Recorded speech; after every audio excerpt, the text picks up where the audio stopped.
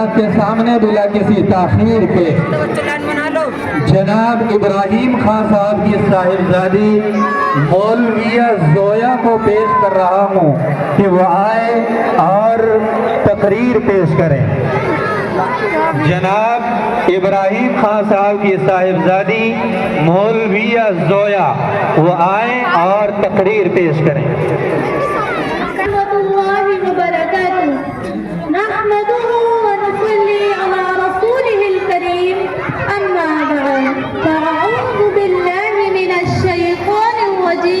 بسم الله الرحمن الرحيم إنما يخشى الله من عباده العلماء إن الله عزيز غفور صدق الله العظيم۔ عزیزان ملت، آج بڑے زور و شوروں کے ساتھ اطراف ملک میں یہ آواز گونج رہی ہے اور یہ صدا لگائی جا رہی ہے کہ آزادی ہند کی لڑائی صرف ہندوؤں نے لڑی ہے اور مسلمانوں کو غیر ملکی ثابت کرنے کی سازش کی جا رہی ہے اور جگہ جگہ مسلمانوں نے ہند کے ساتھ ناروا سلوک کیا جاتا ہے۔ میں پوچھنا چاہتی ہوں آپ سے کہ بتاؤ، جب سرزمین ہندوستان پر انگریزوں کا ناپاک سایہ پڑا، اپنی عیارانہ اور مکرانہ چالوں سے پورے ملک پر ان کا تسلط ہو گیا اور پھر باشندگان ہند پر ظلم و بربریت کے ایسے پہاڑ توڑے جانے لگے جس سے ہندوستانوں کی روحیں کانپ اٹھی، ہندوستانی ماؤں کے سندور کو گھٹا جا رہا تھا اور خوبصورت عمارتوں کو مسمار کیا جا رہا تھا، عزت و آبرو کو پیروں تلے کچلا اور روندا جا رہا تھا۔ وہ کون تھا جو اس ملک کی عزت بچانے کے لیے لہو لہان ہو رہا تھا؟ اور آج تم ہم سے سند دفاع مانگتے ہو؟ سورج سے بھی زیادہ روشن تحریک آزادی میں ہمارے کردار کو مشکوک نگاہوں سے دیکھتے ہو۔ سنو، ملک کے رکھوالے اور محافظ ہم ہیں، احسان فراموش تو تم ہو کہ تمہیں آزادی کی پرسکون فضائیں ہم نے دی۔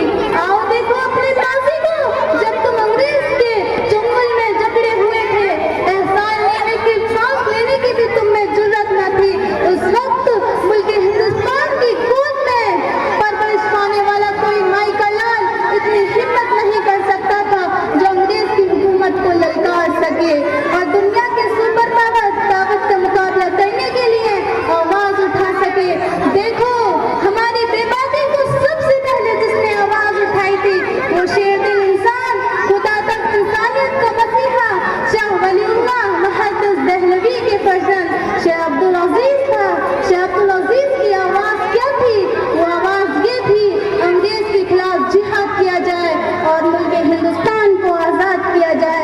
شاہ عبدالعزیز کا یہ فتویٰ انگریز کے لیے خطرناک پیغام تھا جس نے انگریز کو بے چین کر دیا تھا، اور اسی آواز کے سہارے علماء ہند اور علماء دیوبند اپنے سر پر کفن باندھ کر انگریز کی حکومت کو خاتمہ کرنے کے لیے میدان میں نکل پڑے۔ اور پھر تاریخ نے دیکھا کہ علماء کو توپ کے منہ پر باندھ کر گولا داغ دیا جاتا۔ رب کعبہ کی قسم، علماء کے گوشت کے لوتھڑے اڑ گئے اور فضائیں آسمانی خون سے رنگین ہو گئی، اور یہ بھی ہوا کہ علماء کے جسموں کو تانبے سے داغا گیا اور علماء کو سوروں کی کھالوں میں بند کرتے جلتے تنوروں میں ڈالا گیا۔